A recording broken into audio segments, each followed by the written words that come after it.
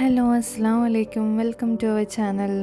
ഇന്ന് നമ്മളൊരു പാൽക്കോഴിയുടെ റെസിപ്പി ആയിട്ടാണ് കേട്ടോ വന്നിട്ടുള്ളത്. ഈസി ആയിട്ട് നമുക്ക് പെട്ടെന്ന് തന്നെ തയ്യാറാക്കിയെടുക്കാൻ പറ്റുന്ന ഒരു റെസിപ്പിയാണ് കേട്ടോ. അപ്പം നമുക്ക് റെസിപ്പിയിലോട്ട് പോകാം.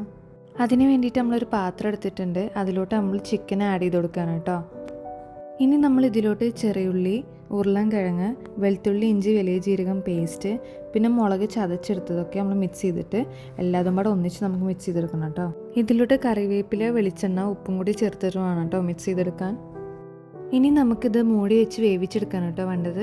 നമ്മൾ വെള്ളമൊന്നും ചേർക്കണില്ല, പെട്ടെന്ന് തന്നെ അതായിട്ട് വരും കേട്ടോ. നമുക്ക് അടച്ചു വെച്ചിട്ടൊന്ന് വേവിച്ചെടുക്കാം. ഇപ്പോൾ തന്നെ വെന്ത് വന്നിട്ടുണ്ട് കേട്ടോ. നമുക്ക് ഇനി ഇതിലോട്ട് തേങ്ങാപ്പാലാണ് ചേർത്ത് കൊടുക്കേണ്ടത്. ഒരു തേങ്ങയുടെ പാലാണ് കേട്ടോ എടുക്കുന്നത്. ഇനി ഇതിലോട്ട് കുരുമുളക് പൊടി, ഗരം മസാലപ്പൊടി, മല്ലിയിലയും കൂടി ചേർത്തിട്ട് നമുക്ക് നന്നായിട്ടൊന്ന് മിക്സ് ചെയ്തെടുത്തിട്ട് 4 ടീസ്പൂൺ ചൊവ്വരി വെള്ളത്തിലിട്ട് കുതിർത്തിയിട്ട് നമ്മൾ മിക്സിയിലിട്ട് ഗ്രൈൻഡ് ചെയ്തെടുത്തതാണ് കേട്ടോ നമ്മളിതിലോട്ട് ചേർത്ത് കൊടുക്കുന്നത്.